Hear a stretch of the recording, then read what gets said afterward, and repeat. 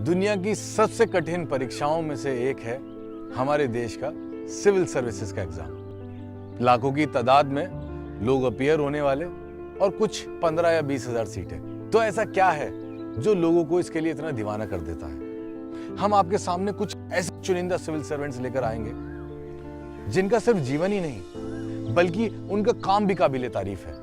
इस सीरीज के माध्यम से आइए जानते हैं कि ऐसी क्या खासियत, क्या खूबी होती है जो एक सक्सेसफुल सिविल सर्वेंट बनाती है। पूर्व बालाजी अब हीरा लाल बेमिसाल,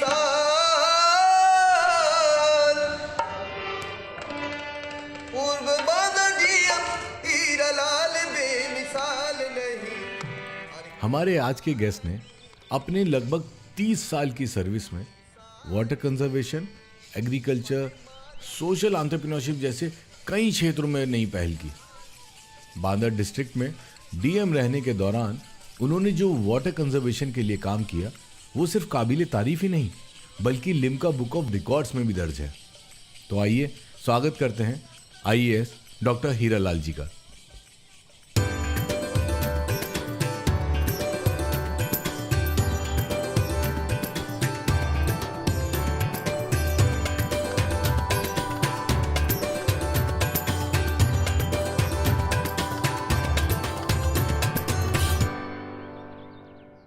सर नमस्कार। नमस्कार। सबसे पहले आपको बहुत बहुत स्वागत है एफ आई स्टोरी टेलर्स के मंच पर आने के लिए और बहुत बहुत धन्यवाद कि आपने अपने शहर लखनऊ में हमें इनवाइट किया, बुलाया। मेरे ख्याल में सर हम सबसे पहले एक सिविल सर्वेंट होता है, एक आईएएस, एक पीसीएस जो होता है, वो जो काम करता है या हम जो कोई भी अपने जीवन में काम करते हैं, चाहे वो एक इंजीनियर हो, एक डॉक्टर हो, उसमें कहीं ना कहीं आपके पर्सनैलिटी इन्फ्लुएंस करती है आपके काम को। तो आपका काम हम सालों से देखते आ रहे हैं, ऑब्ज़र्व करते आ रहे हैं। आपने वाटर कंजर्वेशन पे भी काम किया है, आज आप एक मॉडल गांव के रूप में एक नया प्रोजेक्ट चला रहे हैं। तो सबसे पहले मैं जानना चाहूँगा आपको क्या प्रेरित करता है? देखिए, मैं गांव का रहने वाला हूं। मैं गांव में पैदा हुआ। मेरा ज़िला बस्ती है उत्तर प्रदेश का। तो मैंने कक्षा 5 तक की जो पढ़ाई वो प्राइमरी से की थी। प्राइमरी में उस समय बोरा लेके जाते थे। तो गांव की जितनी दुश्वारी है, जितनी कठिनाई है, उसको हमने बचपने में जिया है। वो सब चीज़ मेरे ब्लड में है। लोगों के साथ मैंने देखा है कि जब वो उस दुनिया से निकल के एक अच्छी दुनिया में आते हैं तो अपने वो ज़मीन को छोड़ देते हैं। मैंने उसको नहीं छोड़ा, बस इतना डिफरेंस है। तो जब मैं किसी पोस्ट पे जाता हूँ तो मुझे वही दिन याद आते हैं कि एक गांव के आदमी को खेती में क्या परेशानी होती है, उसको खाद कैसे नहीं मिलता, उसका जब अनाज पैदा हो गया तो बिकने में कैसे क्या क्या दिक्कतें। मेरे को वो जो अनुभव है ना, वो काम आता है। वो मेरी एक स्ट्रेंथ है। मैं जो लर्निंग है उससे मेरा इन्फ्लुएंस है। मेरा पूरी बॉडी, मेरी सोच, मेरा दिमाग इन्फ्लुएंस्ड है। और उसको मैं सोचता हूँ, जब मैं किसी, जैसे मैं एसडीएम बन के गया तो मैं सोचता हूँ गाँव के लोगों को वो दिक्कत ना आए जिसको मैंने बचपने में देखा है। तो मैं वो ना होने के चक्कर में मैं वो बहुत सारे नए नए बात और प्रयोग करता हूँ। बस्ती में बड़े हुए आप, वहीं पैदा हुए शायद, तो थोड़ा सा उसके बारे में और बताइए। देखिए, मैं बस्ती में पैदा हुआ। मेरे पिताजी किसान थे और एक छोटी सी नौकरी भी वेटनरी कंपाउंडर थे पशु चिकित्सालय में। जी। तो मेरे पिताजी को ये आइडिया था कि एक सिविल सर्वेंट, एक आईएएस अफसर की क्या औकात होती है, क्या पावर होती है, क्या उसका जलवा होता है, ये उनको सब पता था। तो वो शुरू से ही वो जब मेरे में ये सपना देखने लगे कि मेरे मतलब मैं जो है आईएएस बनूं, ये सपना मेरा नहीं था, उनका सपना था। और उन्होंने मुझे मोटिवेट किया। एक सिविल सर्विस की तैयारी करना, उसको क्रैक करना, वो कैसी तपस्या है? देखिए, सिविल सर्विसेज वही क्रैक कर पाता है, वही इसमें सफलता पाता है जिसको कुछ और नहीं दिखाई देता है। उसके अंदर वो दीवानगी ऐसी होती है ना कि उसको रात और दिन 24/7 सोते जागते वो सिविल सर्विसेज ही दिखाई देता है। उसको वही सिविल सर्विसेज पास करना वही दिखाई देता है। और जब इस हद तक की और जब इस लेवल की दीवानगी आ जाती है तो वो फिर उसको पा लेता है। और अगर उस लेवल की दीवानगी नहीं है तो it is difficult to get it through. ये एक लाइन में इसका सार है। मतलब वो दीवानगी, उतना पैशन होना बहुत उतना जरूरी है। पैशन, दीवानगी चाहिए। और जो भी सफल हुए हैं, आप अगर स्टडी करो तो ये लगेगा कि वो 4-5 साल उसने उसी में अपने आप को डुबो दिया। उसने खाना छोड़ दिया, पीना छोड़ दिया, सोचना छोड़ दिया, समाज काट दिया, एक बंद कमरा, किताब और उस स्टडी, मेहनत और उसकी रणनीति। मतलब वो उसमें भी टेक्निक्स है, जी जी कैसे ट्रिक्स एंड टेक्निक्स ज़रूरी है सफलता पाने के लिए। तो उस पढ़ाई, क्या आंसर में क्या बोला जाए, क्या लिखा जाए, कैसे किया जाए, वो ट्रिक्स एंड टेक्निक्स भी बड़ा ज़रूरी है। अदरवाइज आप मेहनत करोगे और प्रॉपर वे में प्रेजेंटेशन नहीं होगा तो फिर आप सफल नहीं होंगे। मैं उस दौर की बात कर रहा हूँ जब आप बड़े हो रहे थे, आप एक सिविल सर्वेंट बनना चाह रहे थे, आप यूपीएससी की तैयारी कर रहे थे, वो कैसा दौर था? देखिए, ऐसा था कि जब मैं कक्षा 8 तक अपने गांव के बगल में एक स्कूल था, किसान हायर सेकेंडरी स्कूल था, वहाँ पढ़ के आए तो कक्षा 8 में ही एक इम्तहान होता था, एकीकृत छात्रवृत्ति परीक्षा। उसका मकसद ये था कि देहात के जो टैलेंटेड बच्चे हैं उनको निकाला जाए। तो इम्तहान में मैं हर ब्लॉक से एक बच्चे को लेते थे, उसमें मैंने परीक्षा दी बिना किसी तैयारी वैयारी के, वो पास हो गया अचानक। वहाँ से मेरा सिलेक्शन हुआ, उससे मेरा एडमिशन हो गया कहाँ, जीआईसी बस्ती में। उस स्कीम का ये था कि जो हर ब्लॉक से एक टैलेंटेड बच्चा उस परीक्षा से सेलेक्ट किया जाएगा, जीआईसी बस्ती में एडमिशन होगा, उसे हॉस्टल मिलेगा और उसे 100 रुपया पढ़ाई के लिए स्कॉलरशिप मिलेगा। अच्छा। तो ये अचानक वो हमने परीक्षा दिया, पता भी नहीं था ये परीक्षा, वो आया तो टीचर साहब ने, हमारे जो क्लास टीचर ने कहीं सब लोग अप्लाई कर दो, हमने भी कर दिया। कोई इसके पीछे प्लान व्लान नहीं था ना, बहुत तैयारी थी। उसमें सेलेक्ट हुए तो मैं देहात से जीआईसी बस्ती में आ गया। अच्छा। अब देखिए उससे क्या फ़ायदा हुआ, मुझे जीआईसी बस्ती में एडमिशन नहीं मिलता है क्योंकि सीट कम होती। तो एक तो एडमिशन मिला, पहला समस्या दूर हुई, हॉस्टल मिला तो रहने की समस्या दूर हुई, नहीं तो कहाँ किराए पे लेके रहते। तीसरी बात, जो पढ़ाई में महीने का खर्चा आता 100 रुपया, वो मिला। और सबसे बड़ी बात है कि पूरे जनपद के हर ब्लॉक के टैलेंटेड बच्चों का एक समूह मिला हॉस्टल में। फिर अब वहाँ से एक मतलब एक जो बेसिक्स ये सब चीज़ें होती हैं सब वहीं मिल गया। हम लोग वहाँ 3 लोग थे जी। एक दूधनाथ यादव थे, वो फर्स्ट रैंकर थे, वो पढ़ाई में हमेशा नंबर 1 रहते थे। अच्छा। राजेश दुबे थे, वो 2 थे, मैं तीसरे नंबर में था। अच्छा। तो शुरुआती दौर में इंटर में ही इन दोनों का सिलेक्शन हो गया, इंजीनियरिंग में, और मेरा नहीं हुआ। अच्छा। अब ये मेरे लिए एक चैलेंज लेके आया। हाँ। और मेरा भी इंजीनियरिंग का एक पैशन बन गया था।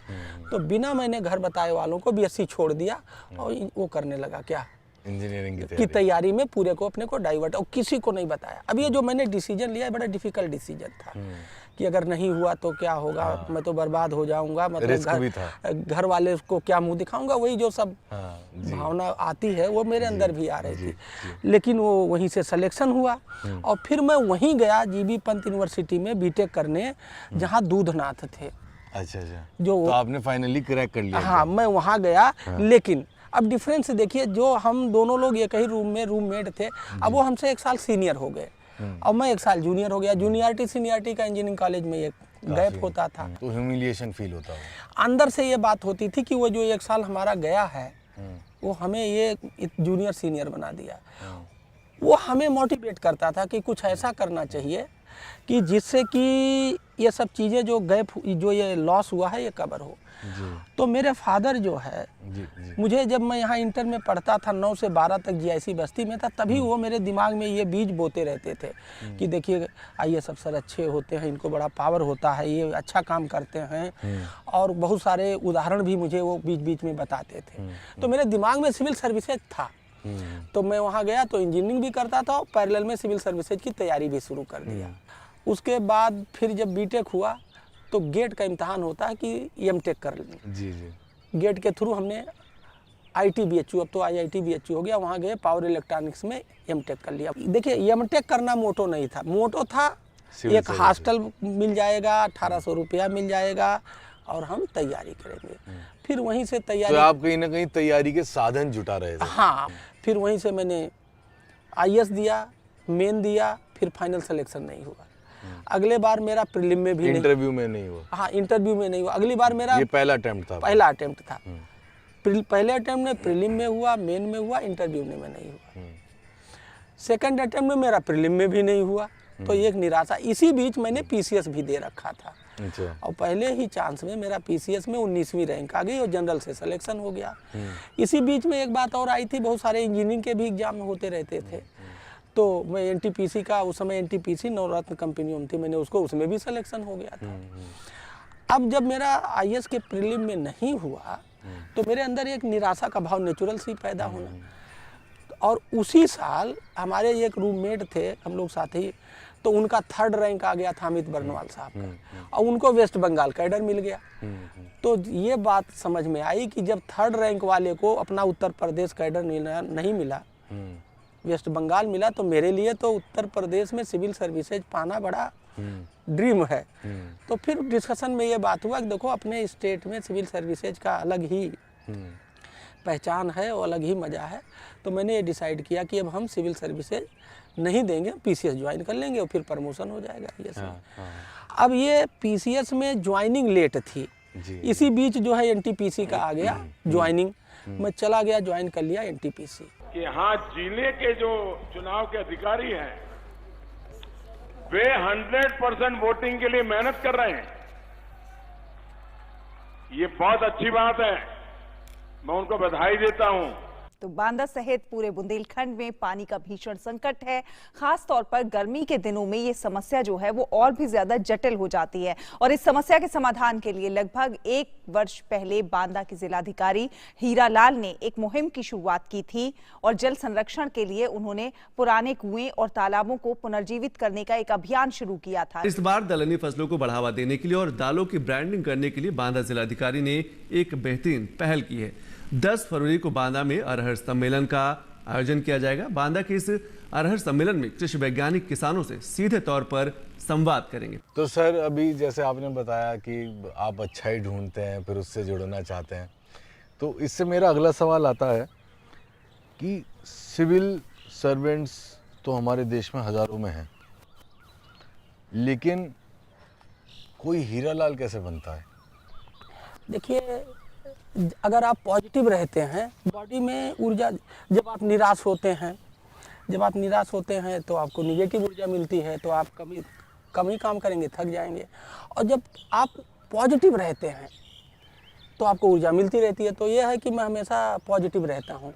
इतने लोग मिलते हैं, ऊर्जा मिलती कहाँ से? खाना खाने से ऊर्जा मिलती है, अच्छे विचार से ऊर्जा मिलती है, और जब अच्छे अच्छे लोगों से मिलो तो उनसे भी ऊर्जा मिलती है। कहते नहीं, उनसे मिले यार 2 मिनट के अंदर ही जो है मन भर गया और मन लगा कि ये कल जल्दी से इनसे बात खत्म। लेकिन बहुत सारे ऐसे लोग भी हैं कि उनसे मन करता कंटिन्यूअस बात करो, लगातार बात करो।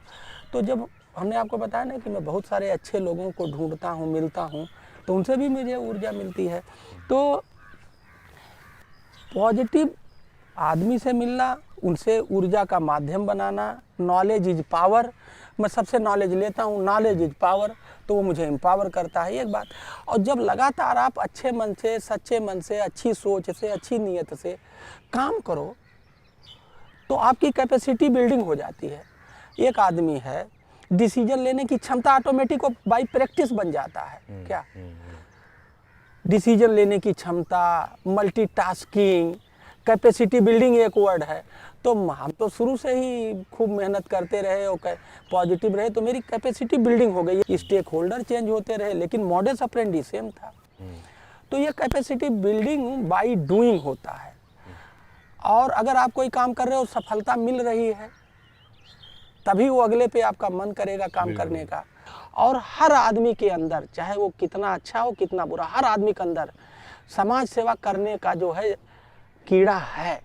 किसी के अंदर ज़्यादा है, किसी के अंदर कम है, तो उसको मरने नहीं देना चाहिए। मेरा दूसरा सवाल ये है कि जब आप एक सिविल सर्वेंट बन जाते हैं, जब आप तैयारी कर लेते हैं, एग्ज़ाम क्लियर कर लेते हैं, तो ये समझना कि आपके अंदर कितनी पावर है, आपकी पोजीशन में कितनी पावर है, जो एक ज़िले का, एक कस्बे का कितना आप विकास कर सकते हैं या कितना करना चाहिए, किस तरीके की सोच होनी चाहिए, थोड़ा सा उसके बारे में बताइए। ये क्वेश्चन ऐसा है, मैं जब कलेक्टर बना तो लोगों को नशा हो जाता है कि कलेक्टर का तो बहुत पावर है, और जब मैं कलेक्टर बना तो मुझे ये एहसास हुआ कलेक्टर का कोई पावर ही नहीं, कलेक्टर तो बहुत बेसहाय है, कलेक्टर तो के पास पावर की कमी है।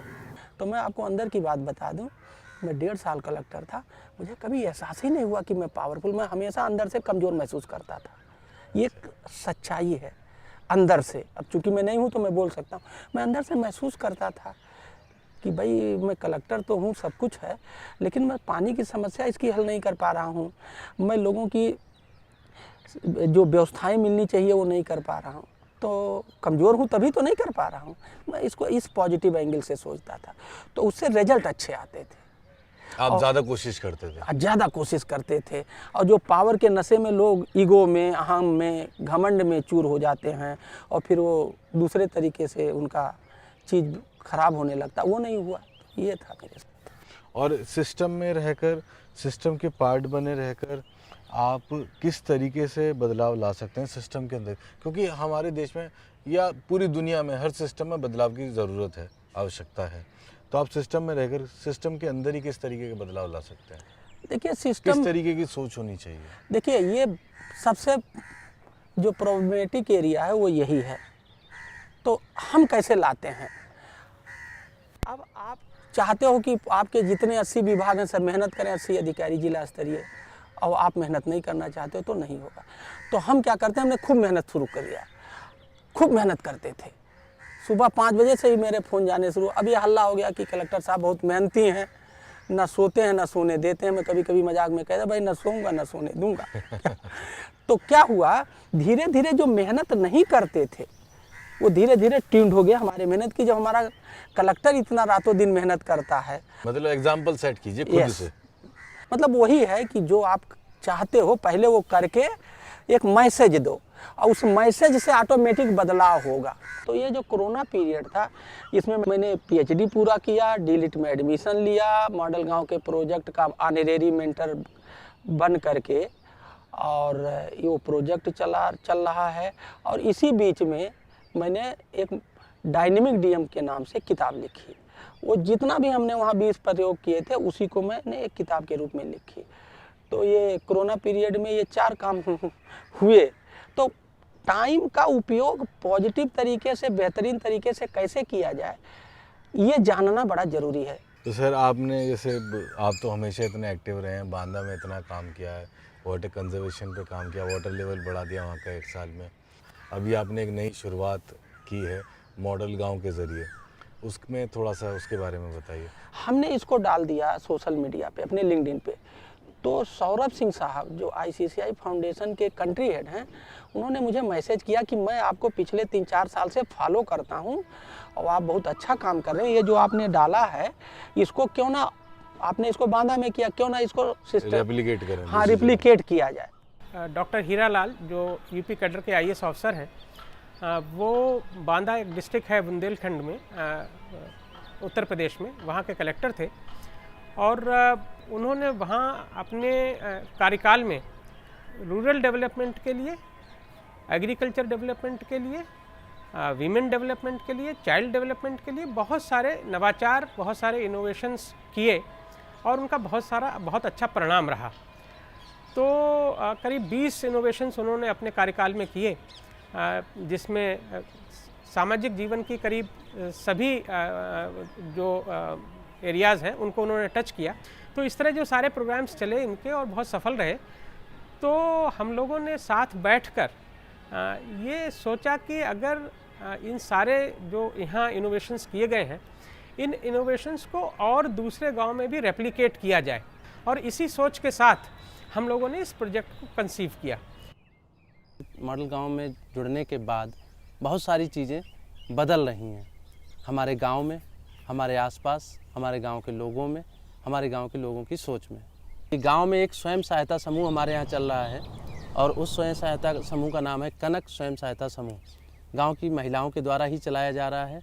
यहाँ पर लिटरेसी रेट बहुत कम है, लेकिन जो भी महिलाएँ पढ़ी लिखी हैं वो एक इनोवेटिव आइडिया के साथ आगे आ रही हैं, और उन्होंने उस आइडिया को रखा कि गांव में जो यहाँ पर चूँकि खेती और पशुपालन ही 2 मुख्य साधन हैं आय के, तो पशुपालन को उन्होंने चुना। और पशुपालन में भी एक प्रोडक्ट, मिल्क प्रोडक्ट होता है जिसको हम घी बोलते हैं।